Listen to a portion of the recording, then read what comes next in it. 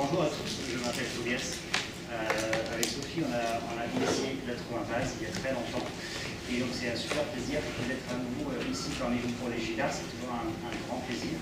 Effectivement, Delphine, elle sait quelque chose pour faire grossir les gens, parce qu'elle nous a fait cadeau d'une caisse de bière qu'il va falloir ramener chez nous en train. C'est sûr que Sophie et moi, on va prendre du cours.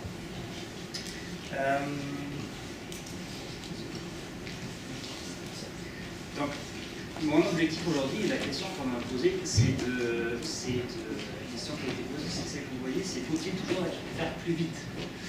Et je vais essayer de répondre à cette question, mais de façon détournée. J'ai eu des conflits d'intérêts dans le passé avec LP, et actuellement, je coordonne un groupe qui travaille sur le développement d'un outil d'aide à la décision pour la traumato avec tous ces petits partenaires. Donc le temps et la traumato, effectivement, on a une obsession, on est un peu monomaniaque sur le temps en traumato, et ça a commencé avec ce qu'à l'époque aurait été un Twitter. Donc là, vous voyez Alan Krall qui a créé en fait le premier vrai système intégré dans le monde, en Maryland, dans les années 70, et il avait besoin d'argent. Et donc il a créé cette idée du golden hour, c'est-à-dire que d'amener le patient vers un traitement définitif dans l'heure qui suit l'accident. Et ça a été tellement porteur, cette idée, que déjà il a reçu de l'argent, il parlait d'argent, Delphine parlait d'argent, il avait de l'argent pour son réseau en Maryland. Et ensuite, l'idée du temps et du lien entre le temps et de devenir des patients traumatisés a une pénétration monstrueuse, je dirais, ou extrêmement forte dans toute la communauté traumato, avec aussi la TLS qui s'est créée dans les années 70. Et c'est vraiment un fil rouge tout le long de l'histoire du développement de la prise en charge du traumatisme grave, avec vraiment une obsession et des efforts extrêmement importants pour réduire le temps de prise en charge des patients traumatisés. Même jusqu'en 2009, ça c'est, vous vous souvenez peut-être, parce que ça fait déjà loin, parce que la guerre en Irak c'est fini, la guerre en Afghanistan aussi. 2009, ça c'est Robert Gates qui était le ministre de la Défense à l'époque, qui avait dit qu'il faut que vraiment dans une heure, j'exige, dans une heure, tous les patients, tous les soldats traumatisés sont pris en charge dans une heure. On va y revenir dans un instant. Donc ils ont fait ce que pour les anglo-saxons était vraiment une révolution à l'époque. Ils ont médicalisé, les Anglais et les Américains, ils ont médicalisé la prise en charge avancée avec des équipes spécialisées de leurs blessés de guerre. Donc tout ça, c'est un peu l'histoire du dogme et de notre obsession qui conduit à innover le plus possible pour réduire le temps de prise en charge. Est-ce que dans la littérature, il y a vraiment un signal, on va dire, est-ce qu'il y a de l'évidence pour dire qu'il y a un vrai intérêt? Est-ce que ce lien existe? Est-ce que c'est pas juste un dogme? Et là, j'ai pris un travail qui a été fait parce qu'on parlait des militaires, effectivement, de façon très... moi je trouve qu'il est très réussi cela. Vous voyez ici le temps de prise en charge. Avant, là, en 2009, c'est effectivement Robert Gates qui dit qu'il faut que dans une heure il soit pris en charge. C'est la ligne en bleu. Et ensuite, vous voyez le temps en jaune, du cours du temps, et donc le nombre de temps où on respecte l'heure, et ensuite la mortalité. Donc on pourrait dire qu'il y a un lien de causalité à effet assez fort de cette politique de prendre en charge des patients traumatisés, mais dans un contexte militaire rapidement. Il y a une littérature très riche, et notamment sur le temps pré-hospitalier, sur le lien entre le temps de prise en charge en pré-hospitalier et le devenir des patients, principalement leur mortalité comme critère de jugement. Et j'ai pris un exemple parce qu'il y a pléthore. Le focus est principalement sur le temps pré-hospitalier. Mais on verra, c'est pas que en pré-hospitalier, le défi, ça c'est un travail qu'on avait fait ensemble avec la Trouvabase avec Traîneau. Effectivement, vous voyez que par 10 minutes, qu'on rajoute sur le temps de transport pré-hospitalier total, de prise en charge globale, on rajoute 4 à 9% de mortalité intra-hospitalière. Il y a effectivement le temps, ce qu'on oublie souvent, le vrai défi actuellement. Certes, il y a donc un signal très fort en littérature pour dire qu'il y a entre le temps en pré-hospitalier, et on verra aussi en intra-hospitalier, et le devenir des patients. Mais ce qu'on oublie souvent, c'est que le défi, actuellement, c'est un défi qu'on n'a pas adressé. Donc ça, c'est un travail du centre de Houston, qui est vraiment un centre monstrueux aux États-Unis. Ils ont 6000 admissions en trauma par an, pas tous graves, mais le volume est assez impressionnant. Ils ont regardé leur taux de mortalité et on se rend compte que quand on stratifie par heure les morts, il y a un grand nombre de patients, où il y a 45% qui décèdent toujours en pré-hospitalier. Donc il y a une grande partie des morts peut-être évitables, qui se passent dans la première heure, avant même que le patient puisse arriver à l'hôpital, précisément dans les 40 minutes. Et donc pour ces patients, on est vraiment, pour l'instant, on n'a pas de réponse, et c'est un vrai défi. Mais ce n'est pas que seulement vrai aux États-Unis.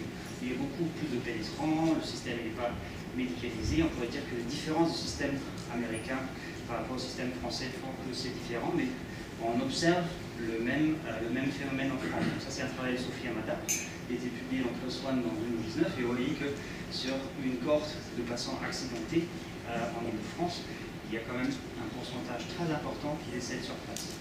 Dans ces patients, il y a certainement des patients qui sont vraiment trop graves, avec des lésions, une charge traumatique trop grave, mais il y a probablement des patients, si on était en mesure de déployer des outils, des interventions, des thérapeutiques spécifiques pour leurs problèmes, qu'on pourrait sauver. Je vous ai dit que le problème se pose aussi en intra-hospitalier. Ça ne se résume pas que le défi, il est aussi en intra-hospitalier et pas qu'en pré-hospitalier. C'est un travail 2016 de Maël Sozo qui montre qu'effectivement, par délai, pour chaque minute de délai de prise en charge, notamment de problèmes hémorragiques, mais pas seulement, on augmente notre ratio de décès, on le multiplie par 3. Donc cette chaîne de production, et d'ailleurs il faut à mon avis arrêter de penser en silo pré-hospitalier, intra-hospitalier, le patient tout le long c'est le même patient, c'est le processus, le chemin du patient c'est le même, et donc on a le même défi en intra-hospitalier. Donc j'aurais tendance à répondre à la question qui me posait de dire est-ce qu'il faut faire toujours plus vite. Je dirais que actuellement on est plutôt trop lent en fait. On est toujours trop long. On est trop long, et ça, c'est vraiment aussi une observation en littérature. Si on regarde des mesures thérapeutiques individuelles, comme par exemple la transfusion, même dans les pays anglo-saxons, notre capacité d'administrer les produits sanguins est toujours assez décalée par rapport aux besoins du patient. Vous connaissez tous le défi par rapport de disposer du TFC à l'arrivée du patient. Donc le tuyau, par exemple, c'est une façon peut-être d'administrer les tuyaux toujours. Mais en fait, pour chaque mesure, quand on reprend toutes les mesures ou les interventions thérapeutiques, on voit qu'on est, à mon avis, on est trop long. Donc pourquoi, si on est trop long, comment être moins long? Et pour ça, il faut, à mon avis, je vous propose de regarder qu'est-ce que c'est le temps. Parce que le temps, ça nous paraît être quelque chose de totalement incompressible, absolu, qui existe, qui nous entoure, mais c'est quand même curieux le temps comme concept, parce que c'est pas un médicament. Pourquoi le temps aurait un impact sur la prise en charge du patient? Je vous propose de regarder le temps en soi. Donc, à mon avis, le temps qui nous concerne, il a plusieurs dimensions. Première dimension que je vous propose de regarder, c'est le temps physique, c'est-à-dire comment les physiciens y conçoivent le temps. Et là, il y a un auteur qui essaie de rendre accessible les concepts de la physique moderne à des gens béotiens comme moi. C'est Carlo Bobini, qui travaille à Marseille. Il a écrit un bouquin sur le temps qui est vraiment, c'est génial. Je vous le recommande, c'est un plaisir à lire. C'est très accessible. Et pour lui, en fait, le temps, et pour les physiciens, quand vraiment on regarde, on essaye sur le plan physique de comprendre ce que c'est le temps. Le temps, finalement, c'est un enchaînement d'événements complets. Et en fait, c'est l'imbrication des événements qui crée le temps. C'est-à-dire que leur interaction crée le temps. Le temps en soi n'existe pas. Chaque processus, chaque événement a son propre temps. Et c'est leur imbrication qui crée notre temps, si vous voulez. Et ça, je pense que vous pouvez très bien sur une expérience personnelle. Le temps, il évolue, il est extrêmement plastique en fonction de ce que vous faites. Si vous faites quelque chose d'agréable, le temps va passer plus vite. Si vous faites quelque chose de moins agréable, il va vous paraître plus long. Donc il y a une vraie, réalité physique derrière, conceptuelle. Ce qui veut dire que quand vous êtes face à des chaînes d'événements, vous augmentez la complexité, vous augmentez le nombre d'interactions, vous augmentez forcément le temps. Donc à mon avis, une première piste pour être moins lent, c'est de regarder qu'est-ce qu'on fait vraiment auprès des patients. Et qu'à chaque fois qu'on initie un processus, qui peut être une mesure diagnostique, qui peut être une mesure thérapeutique, on va augmenter le temps, on va augmenter le nombre d'interactions complexes. Donc, par exemple, sur ce travail qu'on avait publié dans la surgery, effectivement, on voyait que plus on augmentait le nombre d'actions qui pouvaient être l'intubation, les vasopresseurs, un drainage thoracique, plus on augmentait le nombre d'interactions et donc de phénomènes complexes, plus on augmentait le temps. Ça paraît anodin, mais c'est moins anodin que ça paraît à première vue. Par exemple, vous allez viser un patient en préhospitalier parce que vous pensez que c'est bénéfique pour lui. Vous allez probablement aussi induire une hypotension due au sédatif. Vous allez être obligé de faire des vasopresseurs. Et donc, vous allez vous créer des phénomènes qui vont interagir au-dessus du phénomène physiopathologique du patient. C'est dans d'autres travaux, vous voyez le même phénomène. Donc ça, c'est un travail américain qui a regardé en fait la complexité, on va dire, préhospitalière, qui peut non seulement se traduire par une mesure thérapeutique, mais aussi par, comme vous voyez, par exemple, si un patient est incarcéré, ou si tous les éléments, toutes les interactions qui vont augmenter la complexité vont augmenter le temps. Ça, c'est le même exemple chez les Allemands, qui avaient regardé, ils avaient sectorisé, ils avaient disséqué en fait les interventions, quelles sont les interventions qui prennent le plus de temps. Et là, pareil, ils font le même constat, avec en tout en haut, vous voyez que c'est l'intubation préhospitalière qui prend le plus de temps. Parce que c'est un processus complexe que vous mettez en place par-dessus un processus déjà complexe avec beaucoup d'interactions, qui est le processus physiopathologique du patient. Ce qui veut dire que pour nous, je pense que la question qu'on doit se poser, et pour beaucoup d'interventions, de mesures qu'on fait en préhospitalier et en intra-hospitalier, on se doit de vraiment définir est-ce qu'ils sont bénéfiques pour le patient. Regardez la liste, il y a beaucoup d'interventions qu'on fait pour lesquelles on n'a pas de niveau de preuve vraiment satisfaisant pour dire est-ce que c'est vraiment bénéfique pour le patient. Donc on doit s'astreindre idéalement dans un futur proche ou lointain, identifier les mesures qui sont vraiment bénéfiques pour le patient pour mieux stratifier quelles sont les interventions qu'il faut leur apporter. En intra-hospitalier, c'est pareil. Vous prenez la chaîne de production, on va dire, si on se réduit juste à produire du soin, chaque intervention, chaque mesure diagnostique qu'on va initier, elle va créer de la complexité de l'interaction. Ça peut être la discussion avec le chirurgien, ça peut être de rajouter les radios, ça peut être poser les cathéters, un travail qu'on avait fait avec Sophie qui montrait que la pose de cathéter ou les chocages ajoute systématiquement 15 à 20 minutes par patient, donc notamment pour les patients les plus graves, avant de pouvoir les orienter vers le bloc ou le scanner. Donc il faut vraiment faire très attention sur ce bénéfice-risque entre le temps et le bénéfice que ça apporte aux patients. Je vous prends un exemple d'un cas qu'on a pris en charge, une patiente qui était en choc traumatique la semaine dernière à Grenoble. Et c'était vraiment extrêmement intéressant. Moi j'étais super excité parce que avant de travailler à Bougeant, on ne faisait pas de révisoire, parce qu'on n'arrivait pas à se mettre d'accord, notamment avec les radiologues. Et donc j'étais extrêmement, depuis que je travaille à Grenoble, j'étais, j'avoue, vraiment un peu excité de trouver un nouvel outil. Et je suis convaincu qu'il y a des patients qui vraiment bénéficient du rébois. Donc ces patients de 70 ans qui avaient un choc et qui étaient en bas débit, et que donc un collègue extrêmement expérimenté qui était trauma leader, évidemment en équipe, a décidé de poser une rébois. Et comme ce n'est pas quelque chose qui est fait souvent, bah forcément, ça augmente la complexité du processus, Et lorsqu'on a débriefé, on s'est rendu compte que, alors qu'on était convaincu du bénéfice pour le patient, mis bout à bout, comme vous avez vu sur cette procédure, cette production de soins, mis bout à bout, les interactions ont fait que ça a probablement retardé la mise au bloc opératoire de la patiente. Donc ça ne veut pas dire qu'il ne faut pas poser le rébois, il ne faut pas initier des choses qui nous paraissent adaptées, il faut juste garder en tête que ça induit une complexité supplémentaire qui peut nous ralentir.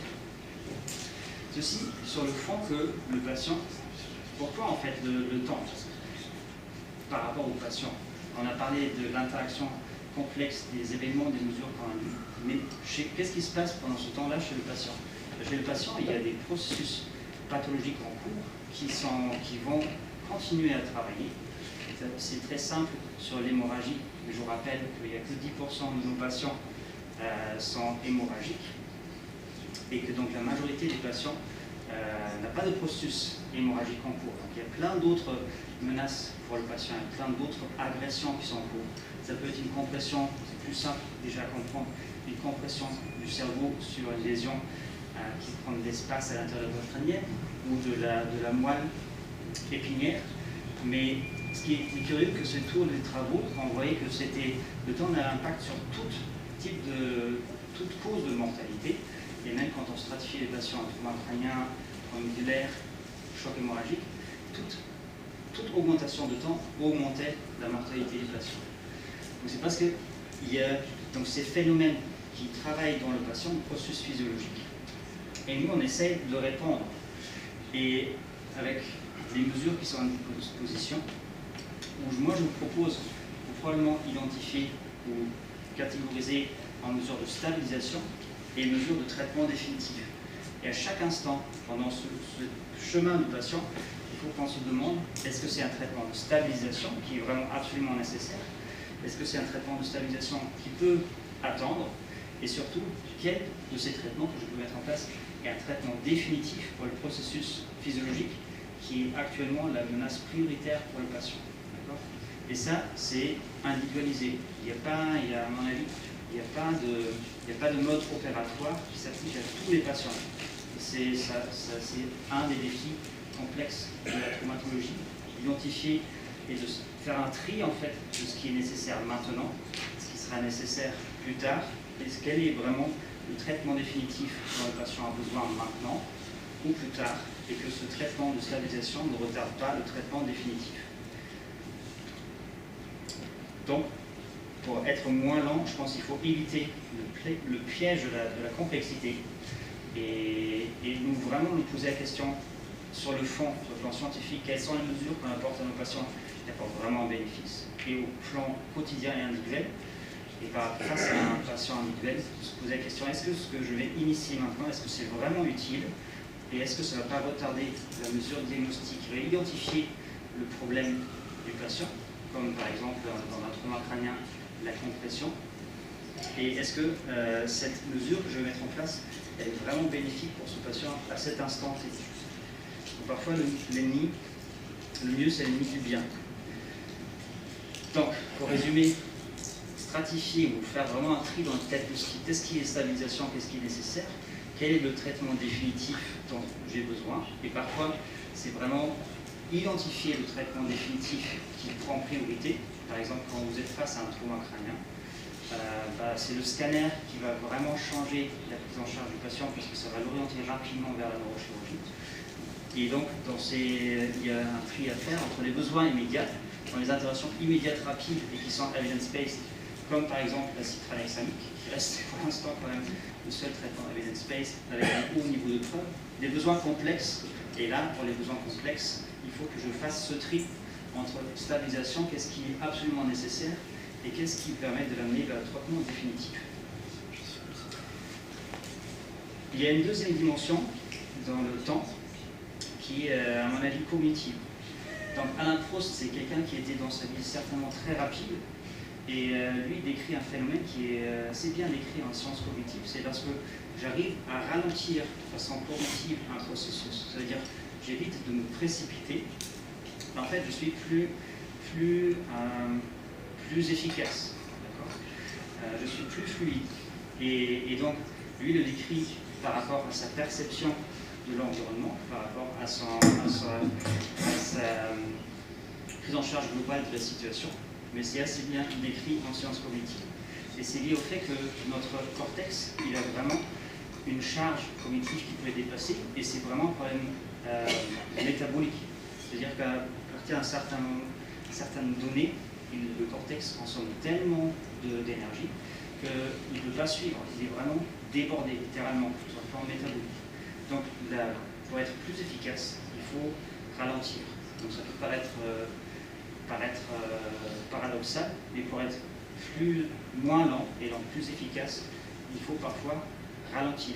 Et je pense prendre vraiment du temps avec son équipe, de se reposer et de faire un temps mort, d'échanger les informations et pour mettre tout le monde sur la même page. Et ça, c'est un fondement vraiment dans les sciences cognitives. Ensuite, pour finir, j'aimerais aussi rappeler qu'il y a un temps qui est la perspective du patient. On oublie souvent. Dans la grande majorité de la littérature et dans notre conception de la traumato, comme vous avez vu dans l'introduction, il y a cette obsession monomaniaque avec le temps et les thérapies, etc. Et donc il y a un focus sur les premières 3 heures de la prise en charge du trauma, sur l'hospitalier, le déblocage, le bloc opératoire.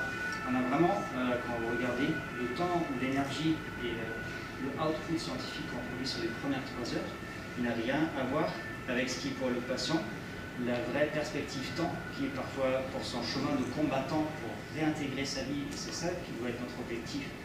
Et évidemment, ça doit être la survie, mais c'est aussi son réintégration dans sa vie. Et c'est des semaines et des mois. Donc vous voyez, au cours de la prise en charge du trauma, il faut aussi intégrer qu'on a différentes perspectives de temps. Il y a l'hyper-aigu, il y a un temps qui est lié par des interactions complexes, des phénomènes complexes. Il y a notre temps, notre perception de temps. Et Dieu sait qu'on est vraiment tous extrêmement mauvais quand on demande, ce que j'ai fait à Beaujon, on demande à des collègues combien de temps tu as passé vraiment des chocages. Et s'il n'y a pas de chronomètre, la réponse est extrêmement variée. Et on sous-estime toujours le temps qu'on a mis pour faire quelque chose. Il y a aussi cette perspective patient qu'il ne faut pas oublier et qui doit nous rappeler à mettre de l'énergie et de l'intérêt scientifique et médical à la perspective patient. Donc en conclusion, pour répondre à la question, je ne pense pas qu'il faut... est-ce qu'il faut être toujours plus rapide? Moi je pense déjà qu'on a intérêt à être moins long, être plus efficace. Et c'est aussi par considérer le temps comme un objectif individualisé pour chaque patient, de faire un tri entre qu'est-ce qui est stabilisation et dans la stabilisation, qu'est-ce qui est nécessaire, qu'est-ce qui va retarder d'orienter le patient vers un traitement définitif.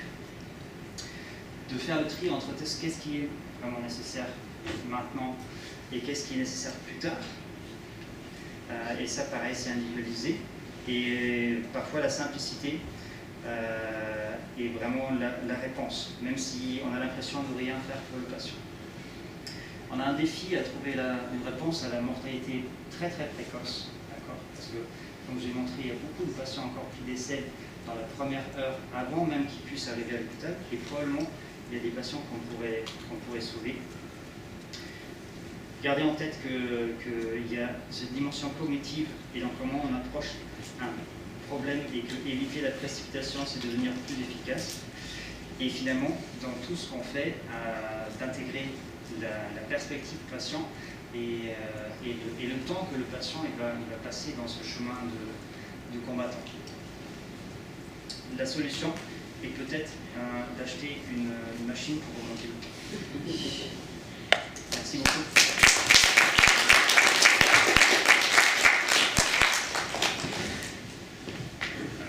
Est-ce que vous avez des questions? Est-ce que vous avez le temps?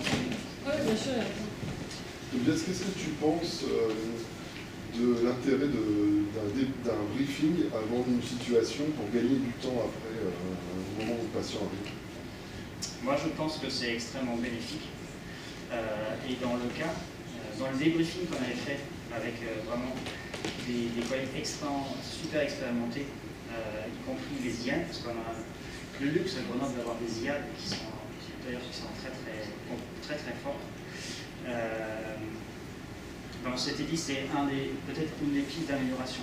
C'est-à-dire que faire un briefing avant qui dépasse juste la répartition de tâches, mais qui pense aussi à un scénario B, ou un scénario C, c'est-à-dire que le patient, parce que le patient arrive plus grave, arrive moins grave, ou la cause principale, l'hypothèse de travail sur laquelle on était parti, elle n'est pas la bonne.